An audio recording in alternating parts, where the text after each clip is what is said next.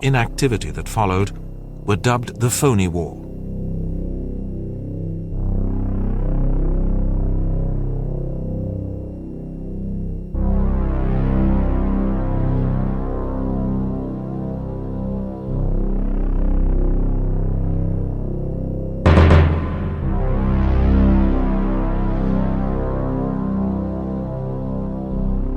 The French continued construction of a massive line of fortresses that spanned the Franco-German border, known as the Maginot Line.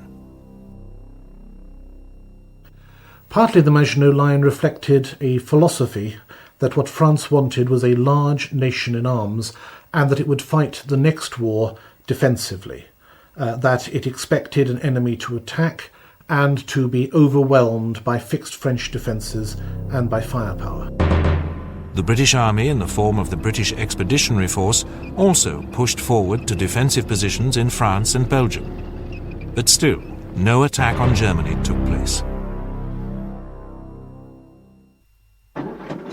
The uneasy calm was shattered in the spring of 1940, when the Germans began an invasion of Norway and Denmark. This was undertaken to prevent vital iron ore supplies, sent by convoy from Sweden, being cut off. These iron ore convoys needed to come down the Norwegian coast, and the British government, specifically the First Lord of the Admiralty, Winston Churchill, who, unlike many of his colleagues, understood that if you go to war, at least you have to fight it, began to take a very aggressive posture towards these convoys.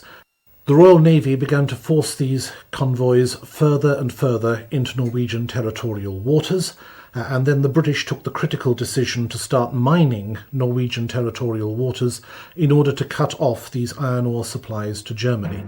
Exercise Weser-Erbung, or Spring Awakening, started on the 9th of April with the occupation of Denmark.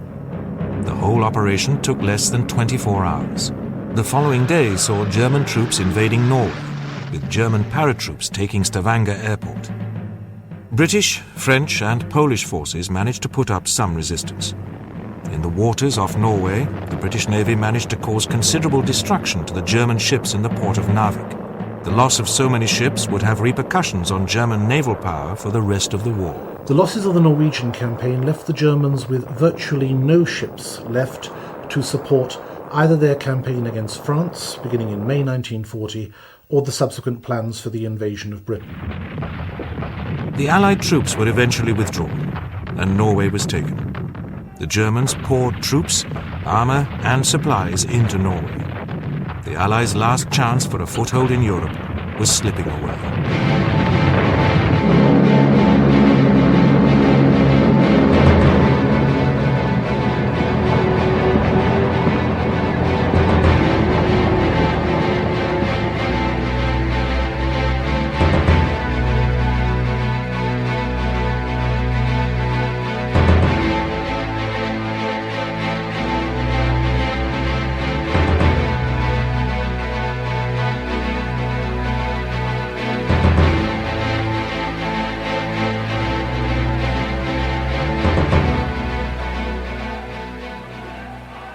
The defeat in Norway and Denmark was the final straw for the disillusioned British Prime Minister Chamberlain.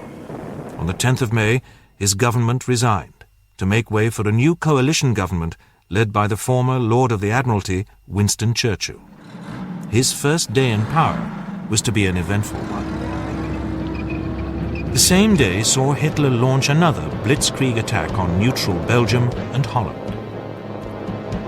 This attack was as bold as the attack on Poland. The supposedly impenetrable fort at Eben-Emael on the Belgian-German border fell to a team of paratroopers who landed on its roof in gliders. Army Group North, under General von Bock, flooded west towards the sea, supported by waves of screaming Stukas and bombers. This was the attack that the Allies had been expecting, and the French and Allied troops wheeled around west to face the oncoming Germans. However, the attack from the north was a feint to draw the Allies away from the main thrust of the attack. The Ardennes Forest in Belgium and Luxembourg was dense, with steep ravines. The Allies considered the terrain to be impassable so left the area lightly defended. However, the forests meant that the miles of panzer columns of Army Group A under von Rundstedt were hidden from view. The panzer columns smashed their way through the forest, clogging up the miles of dirt tracks.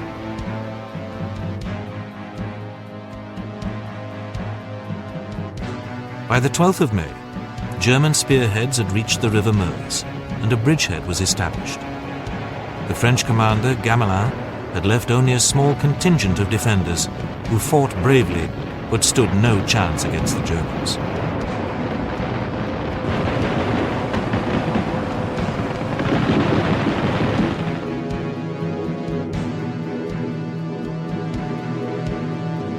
In Holland, heavy bombing almost leveled the port of Rotterdam, and in the face of an overwhelming German onslaught, the Dutch surrendered.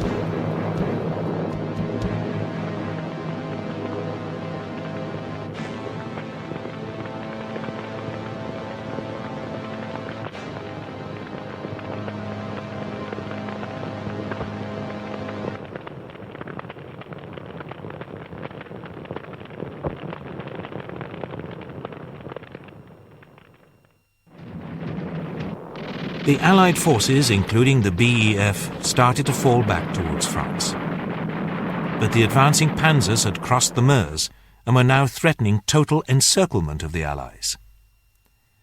The Maginot Line had been completely bypassed, leaving hundreds of thousands of French troops useless. On the 15th of May, the panzers flooded into France with the ever-present Luftwaffe in support. They only faced sporadic French opposition. By the 20th of May, the panzers had reached Abbeville. A determined counterattack by British tanks at Arras stung the Germans but was soon overcome. The Allies now ordered an immediate retreat. General Gort ordered an evacuation at Dunkirk, but the Germans were tightening the noose and speed was of the essence. On the 28th of May, the Belgians signed an armistice and the final onslaught began against France.